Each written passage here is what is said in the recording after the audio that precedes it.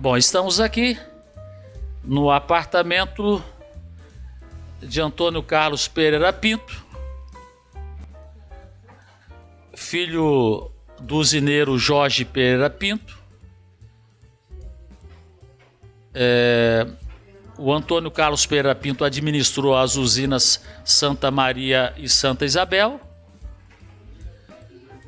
Foi deputado federal cassado após o golpe militar. Depois foi deputado estadual em várias oportunidades, ocupou cargos importantes na administração pública estadual.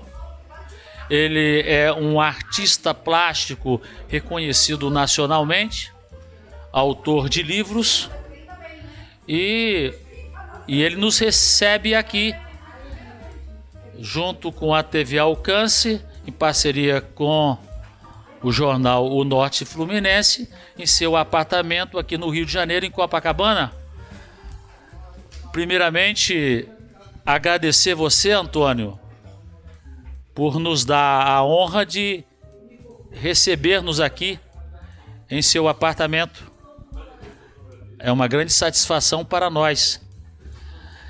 Eu gostaria de iniciar essa nossa entrevista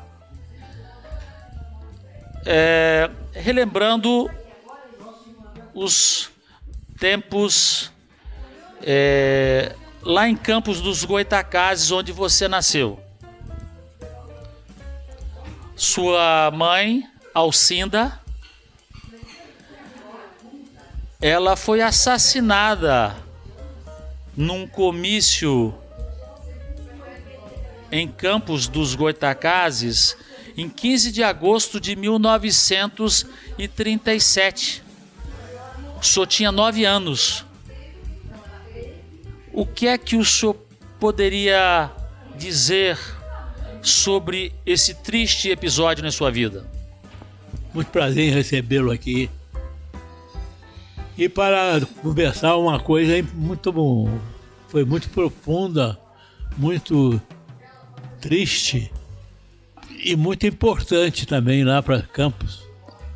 Que Campos teve esse episódio num domingo de 1987 que massacrou a cidade, morreu muita gente, covardemente, né? Não podia ser de outro jeito. Mataram lá umas 12 pessoas ali. Eu não conheço os nomes, mas sei que foi um massacre. Puseram o povo de costa para o pilotão que atirou, e o povo, quem recebeu a bala, uma das pessoas foi minha mãe, caiu tudo ali. Foi ninguém. E o senhor tinha 9 anos nessa época? Eu tinha 9 anos. Né? Quantos irmãos o senhor... São 4 irmãos. O senhor estudou com quem lá em Campos dos Goytacazes? Maria Benedita Gouveia. Foi o nome da professora antiga e que era dona do colégio. O senhor tinha que idade nessa época? 10 anos. E depois, qual foi o outro colégio em que o senhor estudou? Depois eu vim embora para o Rio. Em Colégio São José, no Rio de Janeiro. Quanto tempo o senhor ficou no internato lá? Eu fiquei internado lá 4 anos. Depois do Colégio São José, depois do internato, para São Paulo. São Paulo. Fui para o Mackenzie de São Paulo. Aí o senhor estudou até quando lá? Aí estudei no Mackenzie até 1940, né? Perfeito. Como é que era o Jorge Pereira Pinto? Ele era muito rigoroso? É muito enérgico? Para as coisas que ele desejava, era. E com os filhos? Com os filhos também, porque ele botou os filhos onde ele quis botar, e o resultado na nossa educação é da energia dele. Você vai estudar no Mackenzie. Você vai para o Rio de Janeiro. Ele dava ordem assim. Perfeito. Ele sempre se preocupou com uma educação esmerada dos filhos, não é isso? É. Isso. Sempre E agora,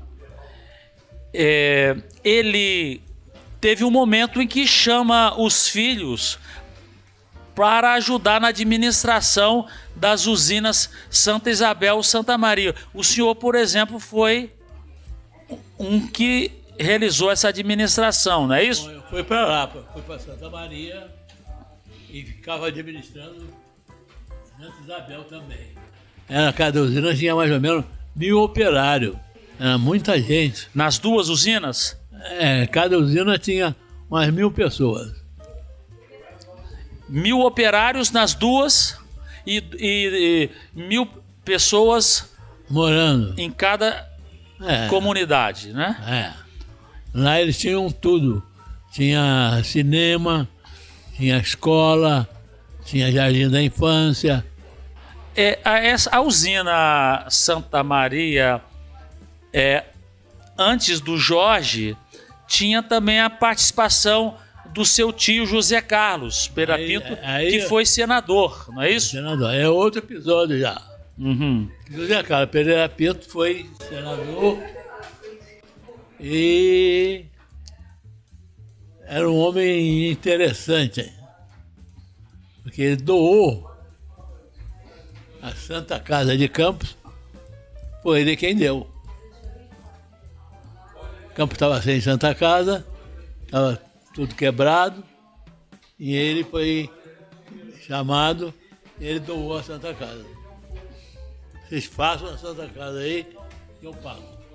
Aí fizeram a Santa Casa, que lá está lá até hoje, e ele pagou tudo, na época. Ele trouxe um grande desenvolvimento, não só para Campos, mas para Bom Jesus, através das duas usinas. Não é? Comentam que o José Carlos é considerado o monstro positivamente da região, né? Que trouxe tantas benfeitorias para a região, né? Tem essa memória na comunidade, né? Tem. Ele foi um homem muito importante na realização social dele. Ele tinha um patronato. Na usina Santa Maria havia uma banda de música. Tinha banda de música. Aí entra o velho, meu pai. Foi o seu pai, Jorge, quem criou a banda de música? Foi quem criou a banda de música, foi quem fez o clube. Lá na usina Santa Maria, há dois momentos. Primeiramente, o do cinema Santa Maria, isso, que foi fundado pelo José Carlos Pereira Pinto, não é isso? O seu pai, Jorge, ele funda o Cine Teatro Conchita de Moraes. Isso. Não é isso? Certo. O José Carlos, ele funda o Cinema Santa Maria. Santa Maria. Depois, o Jorge, seu pai, ele funda o Cine Teatro Conchita de Moraes. Correto. Não é isso? Correto. Sabe por que o seu pai deu o nome de Conchita de Moraes? Eu não sei não. Mas eu sei que ele era aficionado por essa atriz, não é? Conchita, Era Conchita, famosa. Famosa. Inclusive, lá em São Paulo, numa cidade do interior de São Paulo, existe também um teatro Conchita de Moraes, que mostra que ela era famosa nacionalmente, né? Era. Mas, falando um pouco mais sobre o seu pai, o Jorge Pereira Pinto, o que o senhor destacaria? Porque o senhor falou que quando foi para ajudá-lo, tinha 1.000 operários, não é? Nas duas usinas, não é isso? Nas duas usinas. E sob o comando dele, do Jorge, não é isso? Isso. Como é que era essa relação de administração? A usina Santa Maria tinha 300 residências, casa. E lá os operários moravam por ali. Tinha cinema, clube, teatro, jardim da infância, quase tudo. Perfeito. E como foi a sua experiência como administrador das duas usinas? Para mim foi muito bom, porque eu fiquei conhecedor do assunto e também aprendi a administrar. E administrar é uma questão de tempo. Você vai administrando, daqui a pouco você está dono daquilo ali, dos vícios, perdi tudo, né? Os seus irmãos também participaram na administração? Participaram. A Lúcia? Maria Lúcia. Maria Lúcia? Maria Lúcia mora em Campos. Campos. Ela participou. Sim. E gostava muito de lá. Sim. Depois, o outro irmão? Carlos Alberto, era o mais velho. Também ajudou na administração. Porque o velho repartiu o trabalho. Como você vai tomar conta da lavoura, agronomia. Você vai tomar conta da fábrica, parte mecânica. Você vai ser do comércio. E assim ele foi conseguiu fazer uma administração com os filhos e progrediu muito com ele. Perfeito. Porque as usinas sempre foram subindo em produção, produtividade, tudo isso. A que o senhor atribui o ocaso das usinas? O que causou a decadência das usinas? Você fez uma pergunta aí profunda, né? Que para explicar isso precisa de tempo. Por quê? Porque o que causou a decadência das usinas foi a região. A produção foi entrando em colapso. Foi diminuindo a produção, foi diminuindo a produtividade, que era o rendimento. Tudo isso foi criando problema. Aí os usineiros foram falindo. Há dados que mostram que o colapso foi geral na região das usinas. Isso. Não é isso? E a informação de que o regime militar também não teria dado guarida às usinas. Não, mas as usinas não precisavam de guarida dos militares, não. As usinas precisavam era melhorar a produtividade delas. E não conseguiu, porque o tempo deu cabo disso. O responsável foi o tempo. Quer dizer, você planta a cana aí, ó. A cana tem um rendimento. Aí cada usina daquela tinha 5 anos de vida. Cada usina tinha 5 anos de vida. Quer dizer, Santa Maria, que era a usina do velho, tinha 5 anos de vida. O senhor foi deputado federal. Deputado federal. E foi cassado pelo regime militar. Como é que foi essa situação? Olha, eu era um político de esquerda e acompanhava a esquerda. O que a esquerda queria? A esquerda queria o que hoje não consegue. Petrobras, Eletrobras,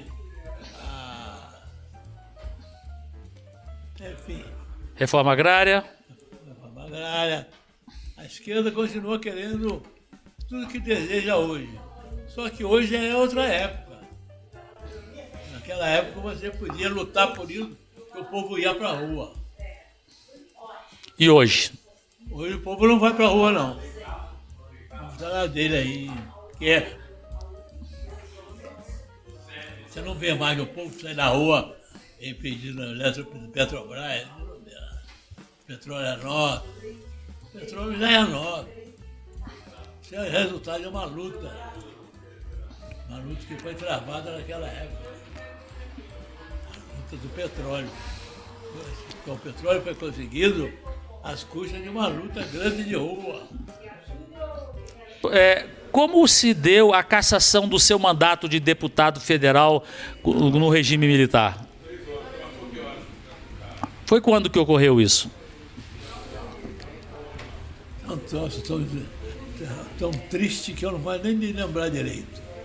Porque isso é uma página triste da história brasileira. Não a minha cassação, mas todo aquele episódio do AI-5, né? Ato institucional número 5, foi que causou toda essa defasagem na democracia brasileira. O senhor foi cassado em 1969? Isso. Após essa cassação, o senhor trilhou que caminho? Voltei para a usina trabalhar. Depois, com o restabelecimento da democracia no país, o senhor foi eleito deputado estadual, não é isso? Fui eleito deputado estadual. Fui presidente da Comissão de Orçamento do Rio de Janeiro, fui secretário de Agricultura, Loterge, presidente da Loterge. fui da Loterge. O que o senhor, olhando para trás, o senhor poderia dizer de legado seu na política brasileira? Eu cumpri todo o meu dever no lugar que eu tive. Eu nunca deixei falha nenhuma. Cumpri sempre o meu dever e correspondi às coisas que eu tinha que fazer. São dois filhos seus, não é isso? O Antônio Carlos Pereira Júnior, que faleceu recentemente, e Nelson, não é isso? São dois filhos, né? E o seu pai Jorge, ele, quando o seu filho Antônio Júnior, ele estava estudando para a medicina, ele recebeu várias cartas do seu pai estimulando, né, nesta nobre missão. O senhor se recorda dessas cartas? Ele escrevia muito, né? O papai gostava de orientar o Júnior, que era médico, para ele seguir a carreira dele. Porque ele teve um pai que foi médico. E meu avô, que morou lá em São João da Barra, era médico lá. Quem era o seu avô? O nome do seu avô? José Pereira Pedro. Ele morou em São João da Barra? Isso, foi médico lá. Hoje o senhor tem quantos netos? Sofia e Antônia. Antônia se forma em medicina. Isso. E a Sofia se forma em direito. Direito. Não é isso? Hoje é 26 de agosto de 2023 e daqui a 4 dias, no dia 30, o senhor completa 96 anos.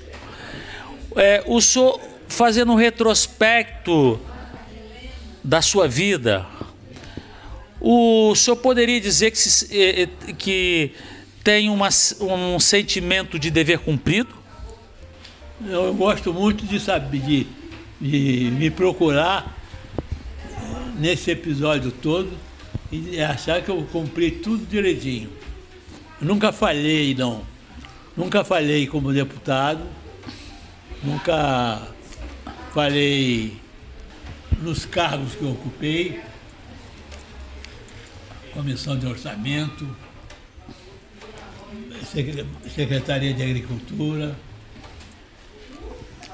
Noterge. Sempre andei bem nesse lugar. O senhor se sente bem. uma pessoa realizada? Tudo que foi me dado para eu fazer, eu fiz. Eu não tenho arrependimento de nada, não. Ao contrário, se eu fosse repetir tudo, eu faria igual. Não seria o mesmo secretário, não seria deputado federal, estadual, seria tudo igual. Eu nunca tive arrependimento de nada, não. O senhor tem algum sonho? A gente sempre tem, né? O que o senhor acha do país, do Brasil hoje? O Brasil está muito avacalhado, né? Muito assassinato, muito roubo, muito dinheiro rolando. Ninguém sabe mais na mão de ninguém. Mas eu lembro, não, nem aquele país antigo, não. Aquele país antigo como? Que as coisas corriam bem, havia uma vigilância maior, a presidência da República era muito bem orientada, Juscelino foi um presidente muito bom, Getúlio Vargas, vamos lá, foram todos presidentes bons. Quer dizer, o país vivia um passo firme. Depois veio caindo. Hoje o Brasil, o país está muito desequilibrado, financeiramente falando. O senhor é um artista plástico que tem um reconhecimento da crítica especializada em relação às suas obras. Desde quando o senhor é dedicado à pintura? Vou falar uma coisa que a minha professora falou. Você aprende a pintar pintando. Então não me recordo quando é que comecei. Eu comecei e não parei mais. Fui pintando. O senhor tem ideia de quantas obras o senhor... Nunca contei, mas estão todas na parede por aí. E qual é a sua inclinação em termos de pintura? O senhor tem alguma... Gosto muito de figura. Gosto muito de figura. É tinta a óleo. Tinta a óleo. O senhor também é escritor. Eu escrevo de vez em quando. Não é? Nós temos aqui Quem Quebrou a Casa de Meu Pai. Este livro fala sobre o que exatamente? Fala sobre a usina que ele fez, que ele construiu e acabou. A usina Santa Maria. Por isso que eu botei Quem Quebrou a Casa do Meu Pai. Quem quebrou? Fomos nós. Que deixamos ela correr. A gente tem que ser mais cuidadoso. A usina é uma coisa enorme. A usina de açúcar não é uma fabriqueta, é uma indústria que dá guarida, já falei para você, 1.000 operários. Dentro de uma usina trabalha 1.000 operários. É muita gente com casa, luz, tudo. E com a falência das usinas, aconteceram esses desempregos, não é? E uma situação de grave repercussão social em nossa região. Foi. Campos perdeu muito, né? Não é? Mas estão lá, as usinas estão lá. Um outro livro de repercussão é Jesus de Gargaú. É a história do Afonsinho, que foi um companheiro meu de assembleia, e que ele tornou-se um subversivo, foi preso e foi parar em Gargaú. Não foram procurar ele lá em Gargaú. A história é que vai gente procurar o Afonsinho em Gargaú. Os militares foram atrás do Afonsinho? Foram, sempre foram. Sempre foram. Conseguiram pegar o Afonsinho? Conseguiram. Você foi preso várias vezes. No seu livro Jesus de Gargaú, eu observei aqui que há 2 capítulos. Um deles se refere a Bom Jesus, religião e política, e outro do Bar do Salim para Lapa. Essa lembrança do Bar do Salim, o senhor ainda a possui? Sempre muita gente batendo papo, conversando, conversa fiada. O Bar do Salim ficou famoso por isso, né? Ser o local de reunião. Lugar onde todo mundo procura. Vou dar um pulinho ali na volta. Inclusive, havia até negociação, não é? De Muito. comerciantes ali. Boiadeiro. Há um terceiro livro que o senhor está por lançar. Com Jesus na mesa do bar. Com Jesus na mesa do bar. O senhor pode dar uma dica do que se trata esse livro? Não, porque é um livro muito delicado. Para eu mexer assim. Certo. Que personagens o senhor teve proximidade em Bom Jesus? Roberto Silveira, Badisé Silveira, o irmão dele, dois governadores. O senhor se recorda do Roberto e do Badé? Muito. O que o senhor poderia informar desse seu contato com o Roberto e depois do Badé? Do Roberto, o que o senhor se recorda?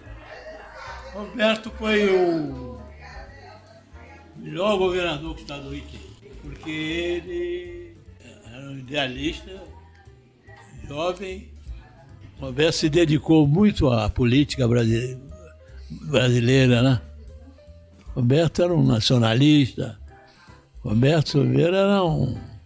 Cotado para ser presidente do Brasil, não é isso? Muito. Se ele não tivesse morrido naquele acidente de helicóptero, com toda a probabilidade, nós teríamos Roberto Silveira como presidente do país. Não é isso? É possível. É possível. E há uma situação também, um questionamento que essa morte do Roberto Silveira possa não ter sido acidental. O senhor viu também versões nesse sentido? Mas não, mas foi acidental. Foi. Em relação ao Badisé Silveira, o senhor teve contato com o Badisé? Como é que foi o seu contato com o Badisé? Era de governador para deputado. E como era a maneira dele como administrador? O que o senhor se recorda? Era bom. O Roberto e o Badisé eram bons. Bons porque eram muito corretos, muito gente capaz, muito direita. Enfim, eles passaram pelo governo e deixaram uma paz boa. Nós temos uma história trágica em Bom Jesus, porque Roberto Silveira se elege governador e depois morre tragicamente nesse acidente e não completa o seu mandato. Não. Depois vem o seu irmão, Badisé, se elege governador, depois, pouco tempo depois, ele é cassado após o regime militar e também não completa o governo. Então nós temos em Bom Jesus, né, esta memória de tragédias, não é, nesse âmbito político, não é? Como é que o senhor avalia essa situação de Bom Jesus? Porque não foram só também os governadores, foram deputados cassados também. Talvez Bom Jesus tenha tido o maior número de deputados cassados no estado do Rio. E foi que teve mesmo. Bom Jesus foi a cidade que teve mais deputados cassados.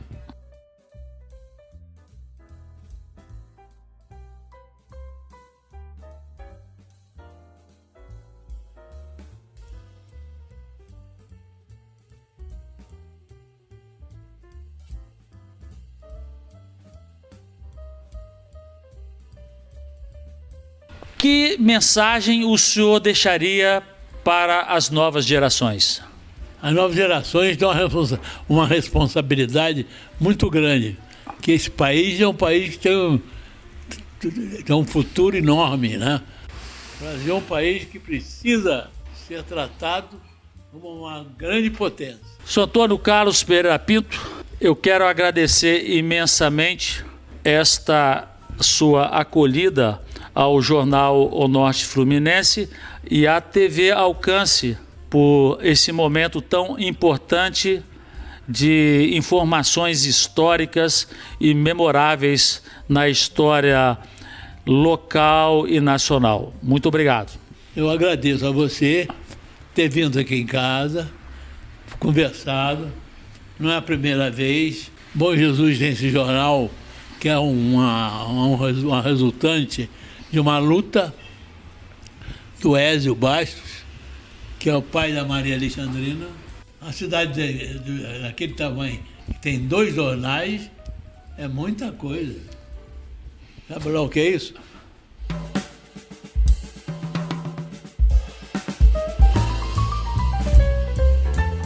Muito bem, a todos da TV Alcance, você acabou de assistir essa entrevista mega especial, diretamente de Copacabana, no Rio de Janeiro, para toda a região. TV Alcance, sempre perto de você.